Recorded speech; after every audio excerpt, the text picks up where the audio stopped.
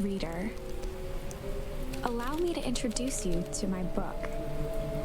Though it might at first appear like many books you've come across, it is far from ordinary.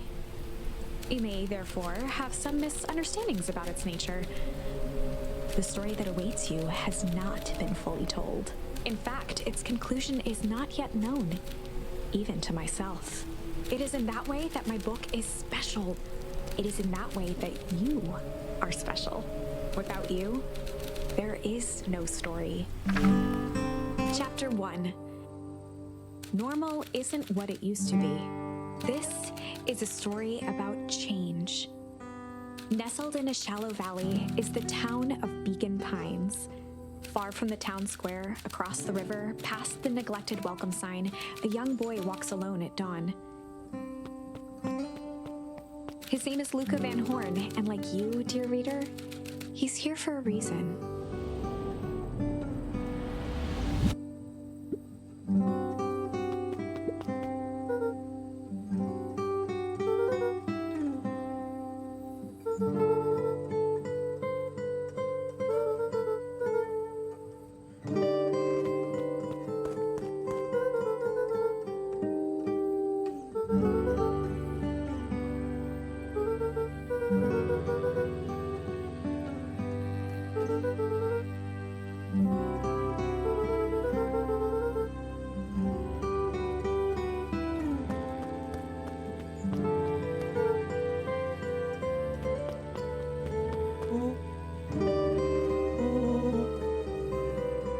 Rolo was Luka's closest friend.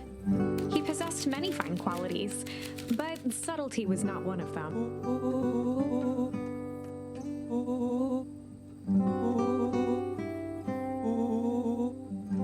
Rolo finally noticed the tears welling in his friend's eyes and the flowers on the grave.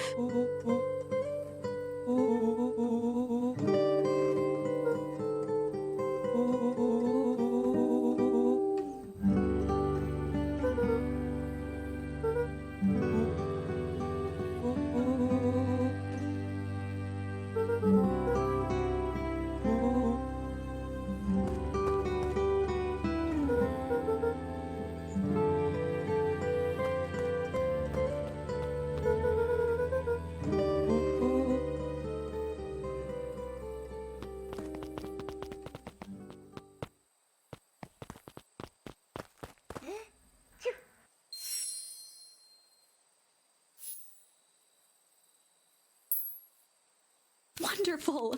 I had a good feeling about you from the moment you opened my book. That charm is a very special thing. Very special, and keep hold of it for now. Its purpose will reveal itself soon enough.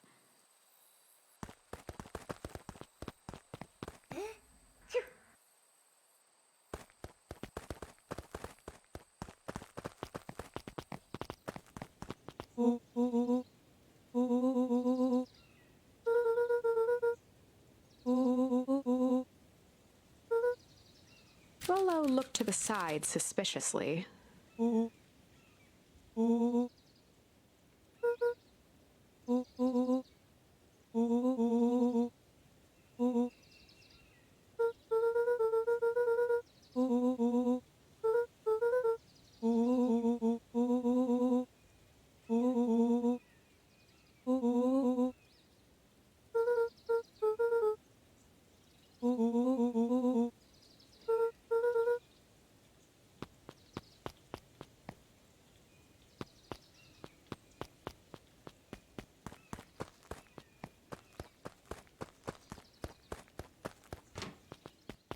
Dear reader, forgive me for this interlude. Remember that charm you found in the dandelion patch? There are more of those special charms to discover throughout Beacon Pines. They've been known to reveal themselves to those who are willing. Some of them can be found in this very house. Since Gran had moved in, the house was more peaceful, more orderly, and more covered in flowery fabric.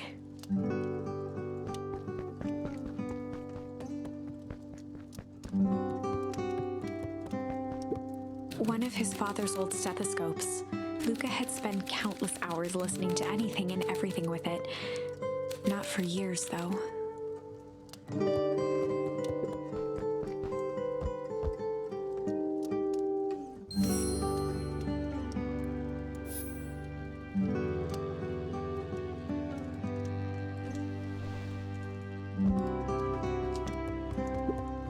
had already lit the fire. She kept a warm house, as if by grandmotherly obligation.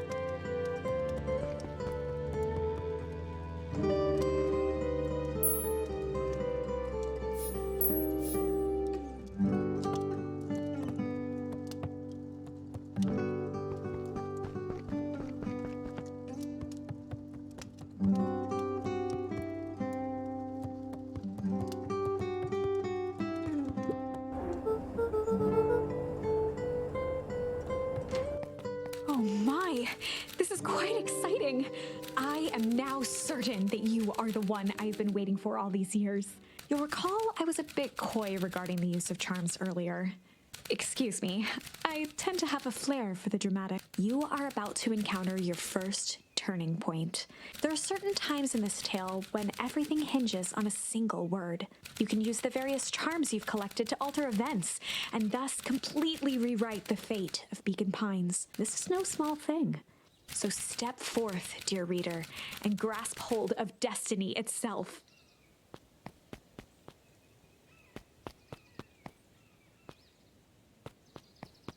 On the other hand, I suppose there's no reason to rush things. Gran will be waiting when you return.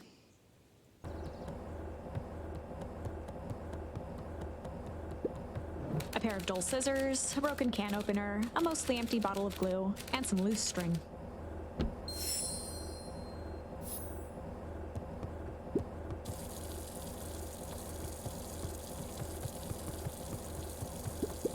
The only piece of furniture Gran had brought when she moved in was an old hutch.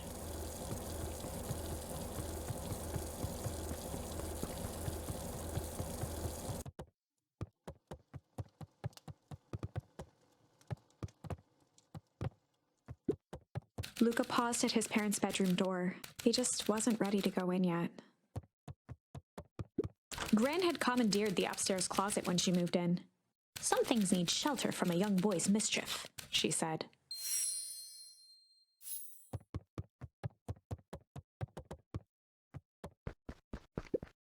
Luka tossed on his favorite old sweater. Even though it was the first day of summer, a chill still hung in the air. Gran's moving in meant that most of Luka's things had been crammed in the corner. Luka was somewhat annoyed by the situation.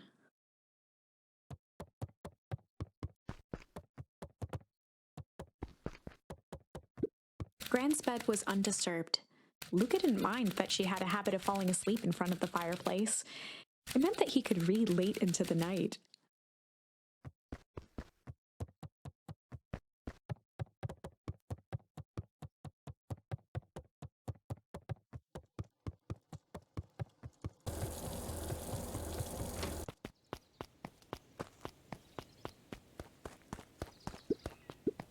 A beginner's guide to gardening laid open on the bench.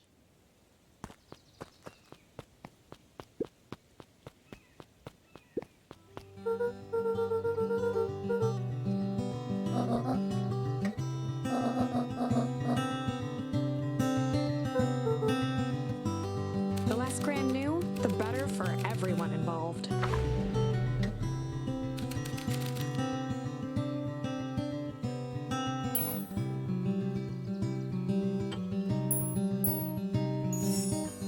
Just gonna go chill for the day.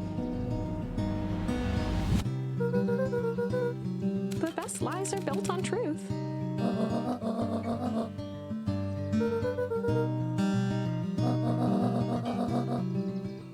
Easy. Impressive. You've managed to navigate your first turning point without too much of a mess. That is the power of charms. A simple word can change the course of history. I think it's time to introduce you to the Chronicle.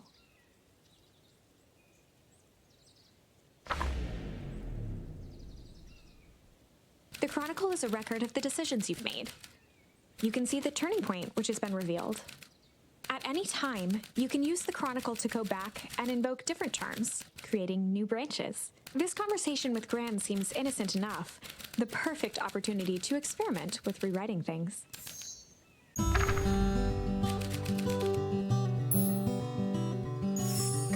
We were just gonna go ponder for the day.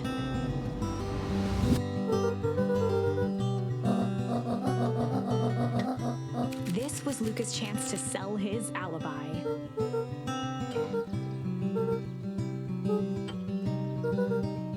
Nailed it.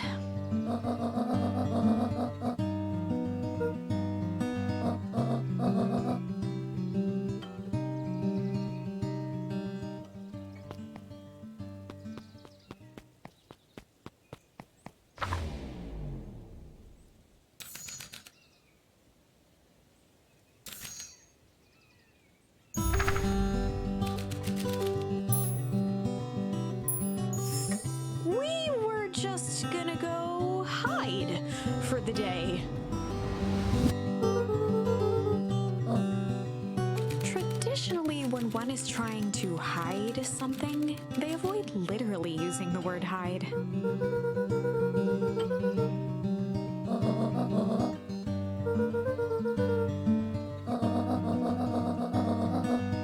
All's well that ends well.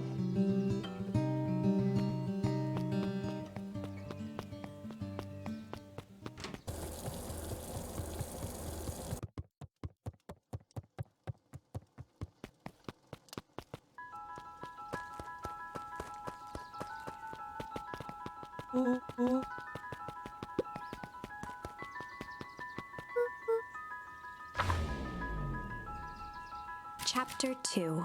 Welcome to Beacon Pines. For many years, this valley had been a small mining outpost. It wasn't until Sharper Valentine built his fertilizer company that Beacon Pines was established. Over the next 30 years, the town had grown and prospered until the foul harvest and his sudden death. In the 3 years since, everyone was simply trying to get by.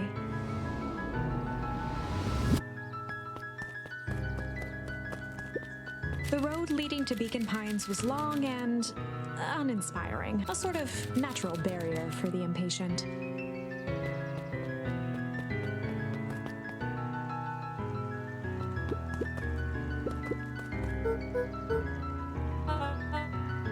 William Kerr was the CEO of Perennial Harvest Company.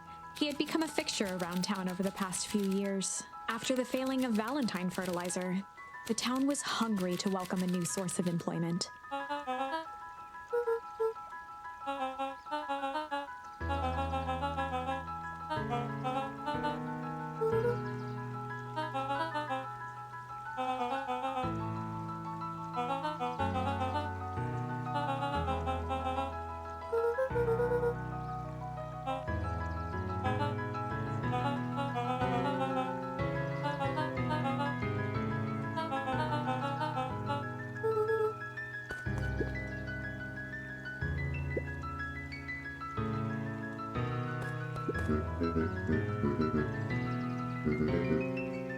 Mayor Augustus Valentine was not busy.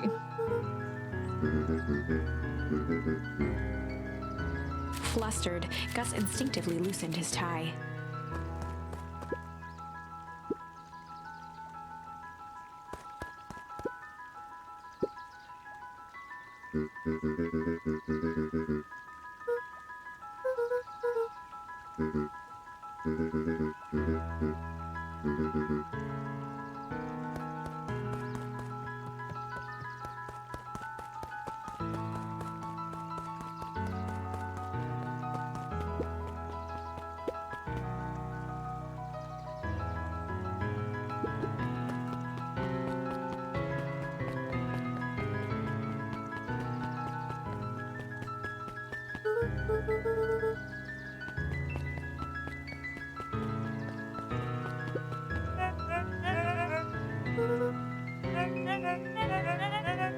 They pulled a pen from the pocket of their sweater vest and began to frantically jot something down on a clipboard.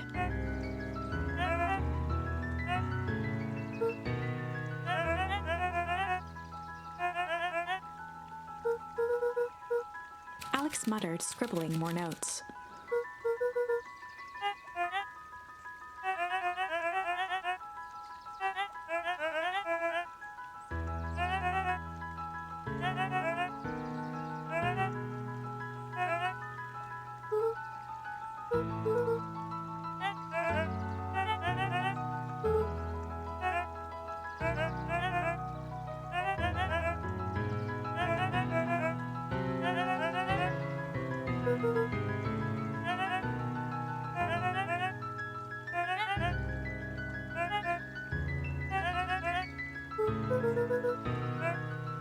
Luka could just make out their words over the pen scratching.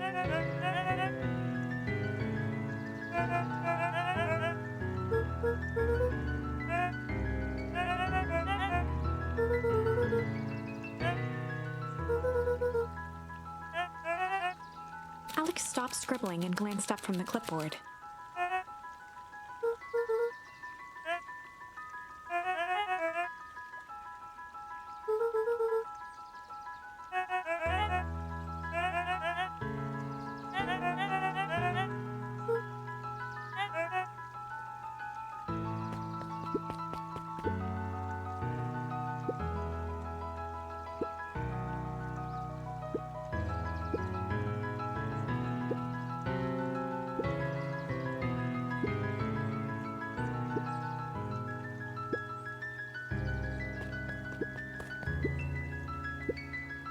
Mr. Sinclair continued snoring and lifted one eyelid just enough to see who it was, a tactic he often used to avoid undesirable conversation.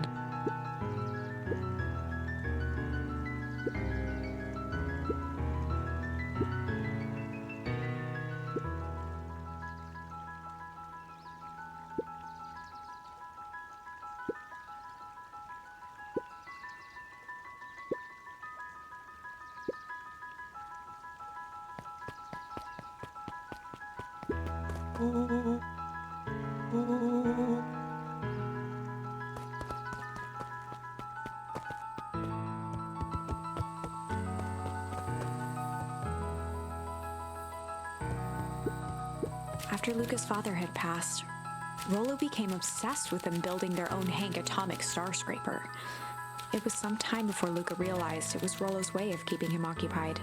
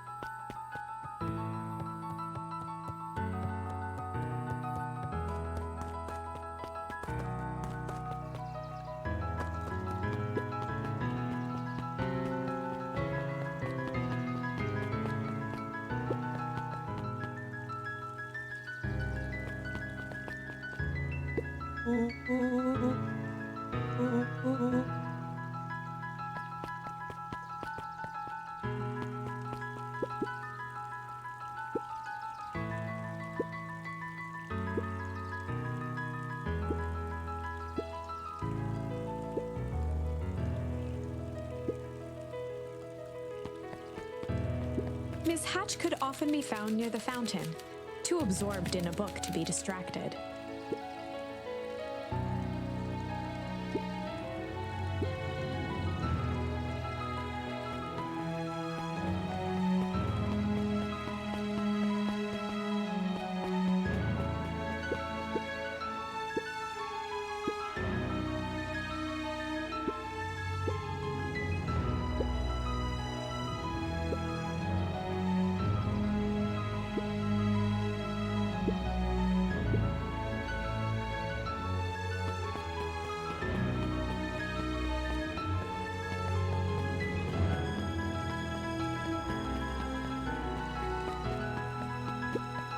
Raffled and Wilder ran the local paper of record, the Beacon Beacon.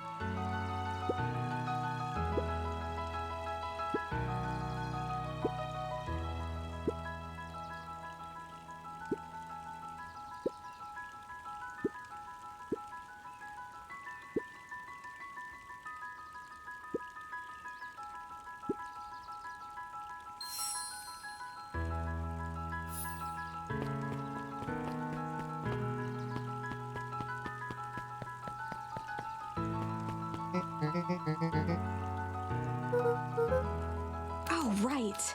Rendezvous with Roxy. This is an important turning point. The first time where your charms will change the course of fate. And currently, we only have one suitable charm at our disposal. Have no fear, we can always return later using the Chronicle once we find more charms. Well, now I'm just rambling. Where were we?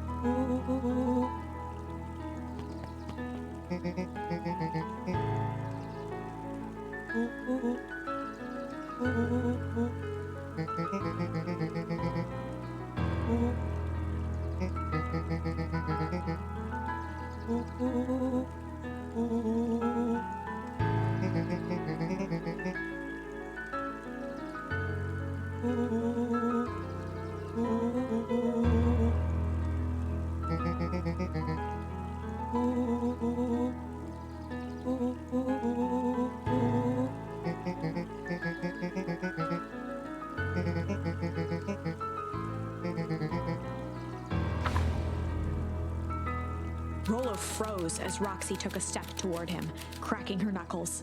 Luka knew he had one chance to save his friend from being dragged home.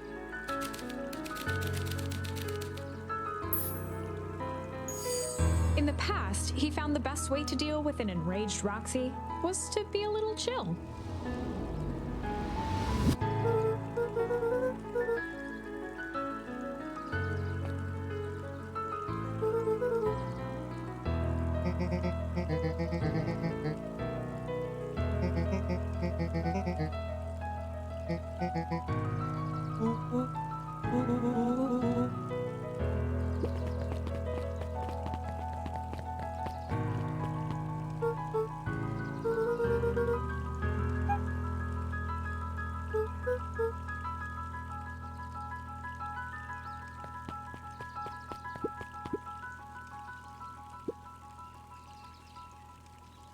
A bit much, if you ask me.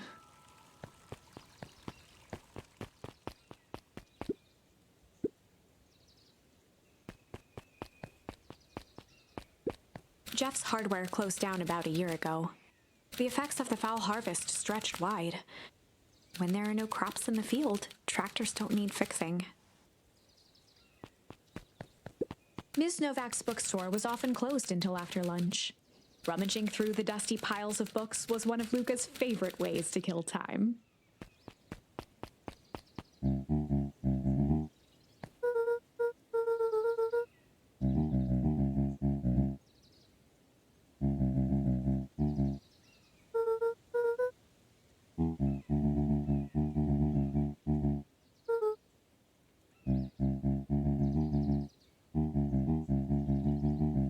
A promise Gran regretted the second it was made.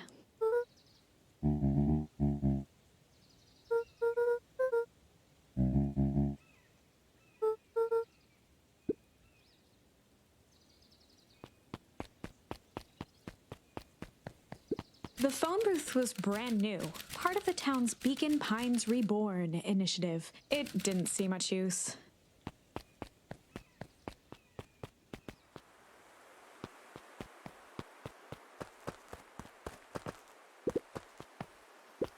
Luka peeked up at the beehive. It appeared to be deserted.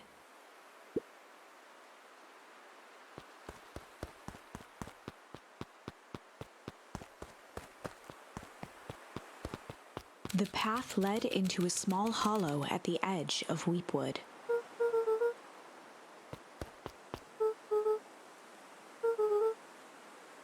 The fence thrummed with a gentle electric buzz.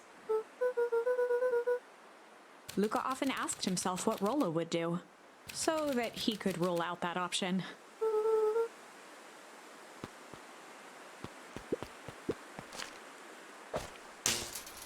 As sparks flew from the fence, the light atop that section shut off.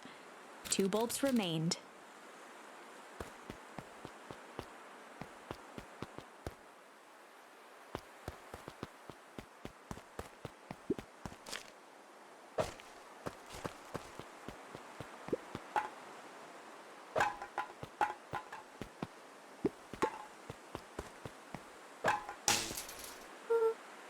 One more to go.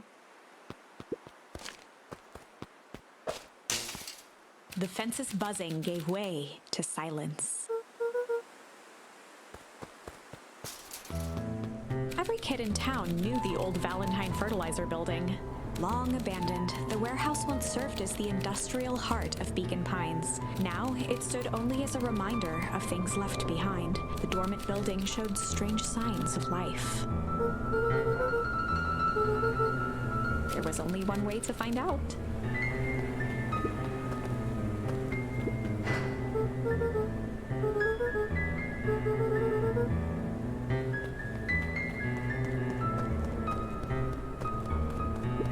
The water looked almost diseased. It flowed slowly into the woods.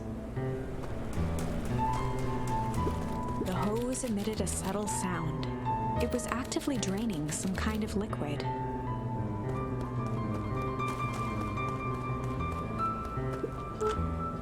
Luka thought he heard faint sounds coming from the other side of the door. He pressed his ear against the cold metal to hear better. The sound of footsteps grew louder.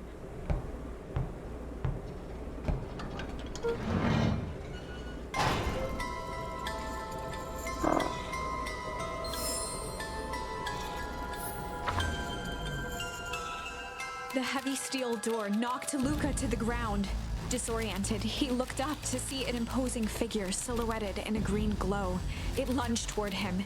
He tried to scramble away, but felt a gloved hand latch onto his ankle. Luka watched his fingernails leave trails in the dirt as the hand slowly dragged him back through the door, into the lab, into the green light. This is a story about change. It was far from the sort of change Luka imagined for himself. But change is, after all, a dangerous animal. The end? It's okay. This is no one's fault. I still believe in you. There is a way through this story. We just have to find it.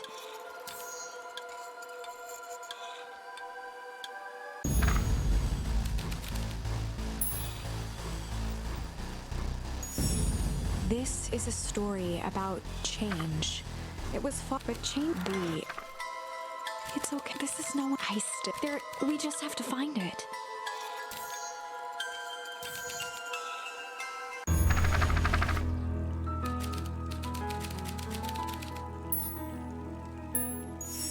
In the past, he found the best way to deal with an enraged Roxy was to be a little shit.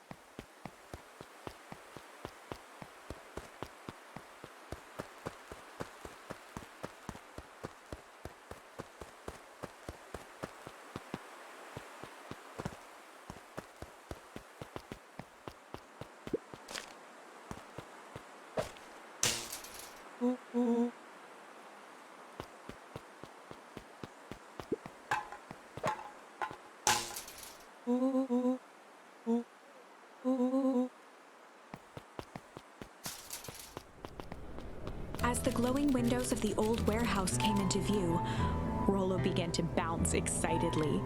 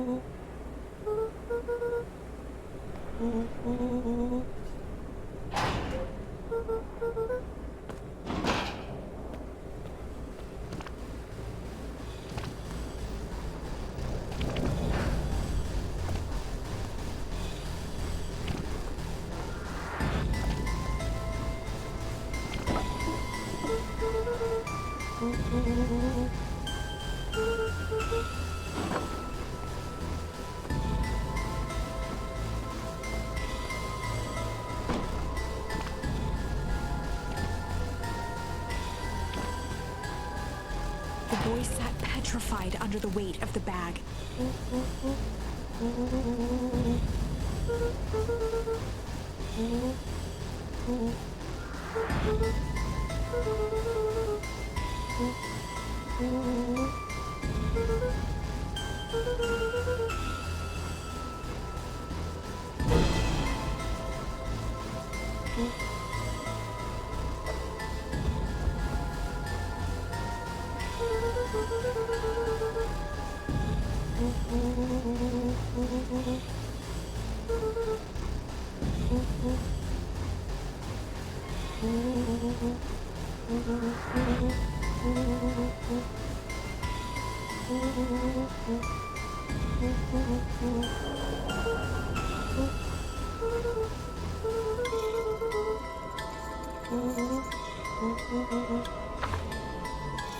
Luka sat in the dark, tracking the sound of Rolo's footsteps as he ran.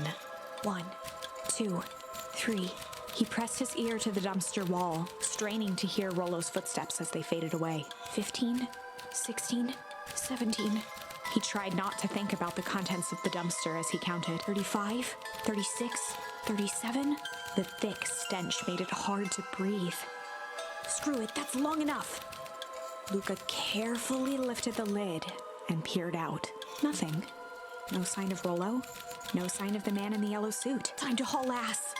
Luka clambered from the dumpster, stumbling to his knees. He was up like a shot and running, sprinting toward home as fast as he could. Beacon Pines flew by, blurred by the tears that welled up in his eyes. He wouldn't remember getting home at all that night. Throwing his front door open, storming up the stairs to his room, and surrendering to sleep almost as abruptly as he hit his pillow. Chapter 3. Finding a Friend. The next morning, it was quieter than usual at the breakfast table. Only the sound of silverware and chewing interrupted the awkward silence.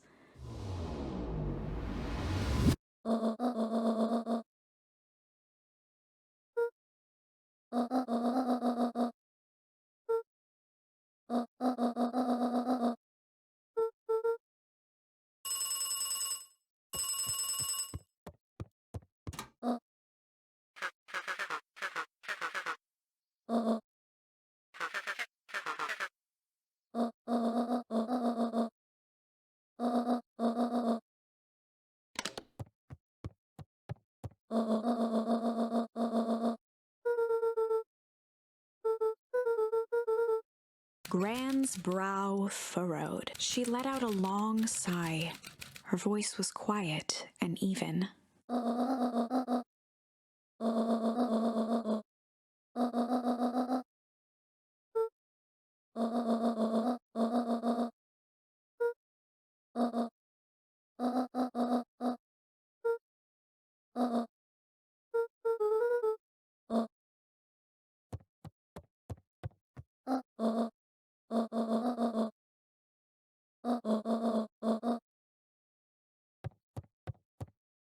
Luka stood in silent shock.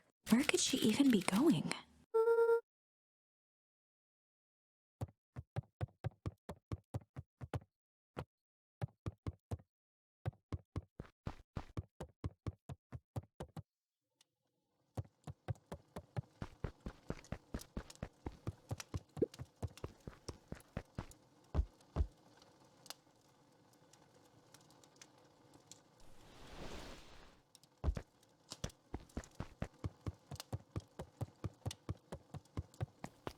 Luka was desperate to check in with Rolo. Until Gran returned, he was trapped. A faint electronic sound floated in the air.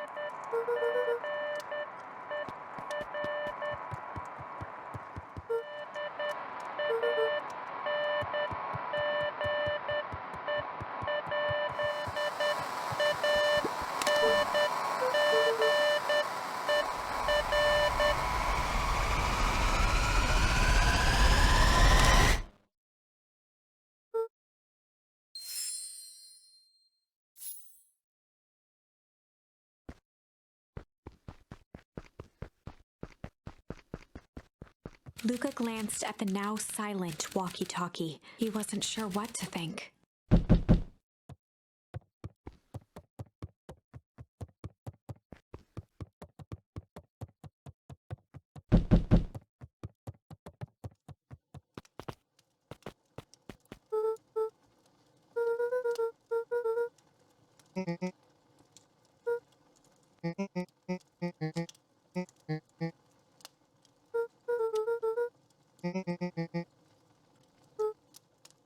A pit formed in Luka's stomach.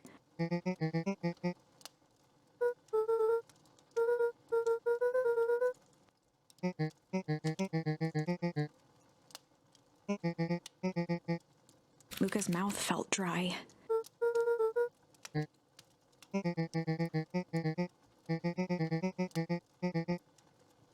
Luka could feel his heart beating in his throat.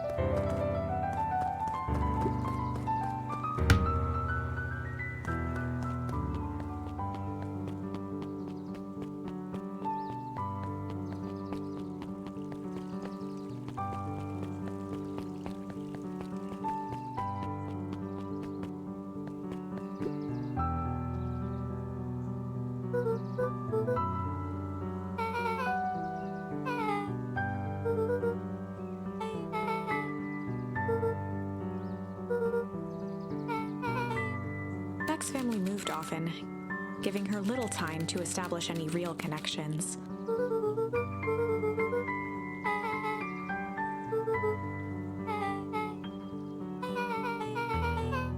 Luka shifted his feet uncomfortably.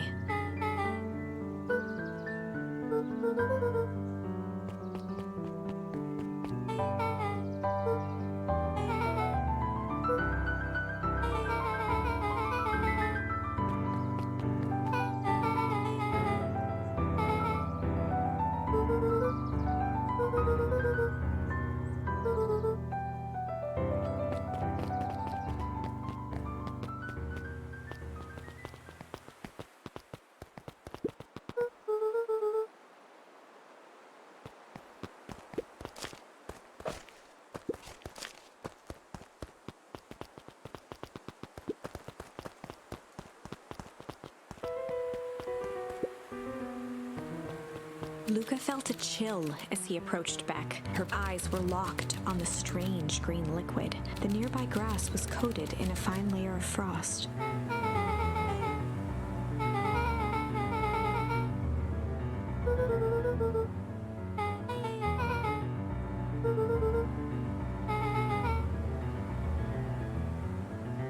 Luka watched as Beck dipped a broken tree branch into the goo. Beck's eyes widened as flowers grew from the dead wood. First small buds, which quickly bloomed into vibrant petals.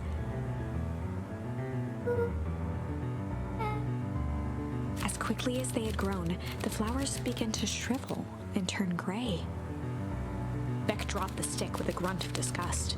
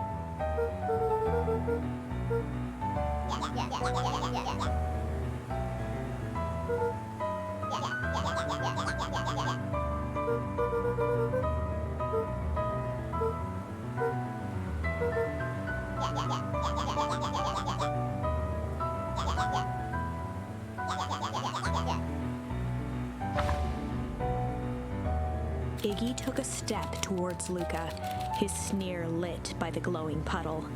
Beck could see tears welling in Luka's eyes, his fists clenched. Some things about Beacon Pines were very different from the city, but a bully from a hayseed town is really no different from a city bully. Beck took a deep breath and thought.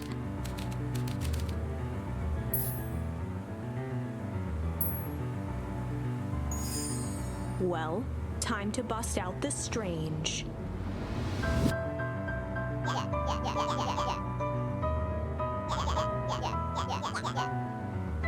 Beck stared in silence, the only sign of life being the twitch of an eye.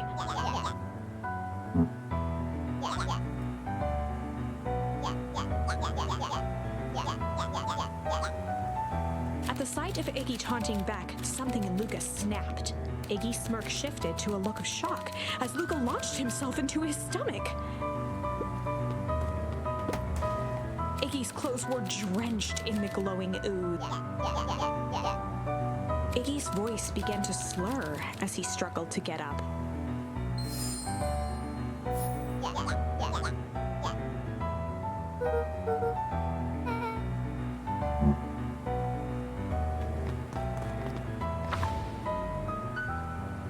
I'm afraid that's the end of this part of the demo, but that doesn't mean there isn't more to discover. Remember, each new charm you found has special power. Just look to the Chronicle. And don't forget to wishlist and follow to find more cool stuff. Most importantly, if you enjoyed the demo, please tell your friends.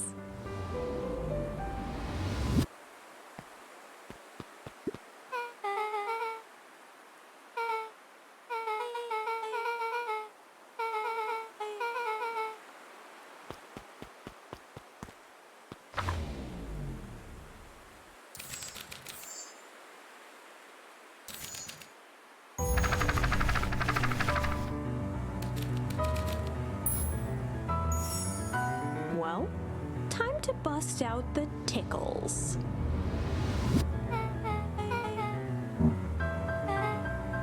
Beck lunged forward and began to tickle under Tish's arm.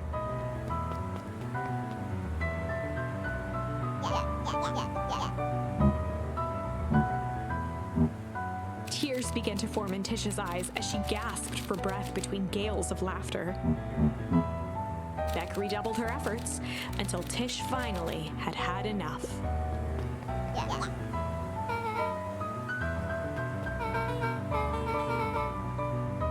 Iggy's eyes darted around, a realization dawning on his face that he was now outnumbered. Iggy kicked at the puddle toward Beck before making his escape.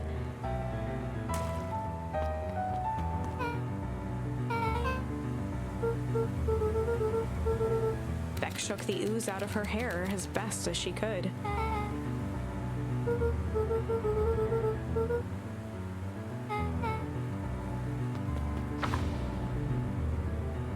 I'm afraid that's the end of this part of the demo. But remember, each new charm you found has special power. Just look to the chronicle and don't forget to wishlist and follow to find more cool stuff. Most importantly, if you enjoyed the demo, please tell your friends.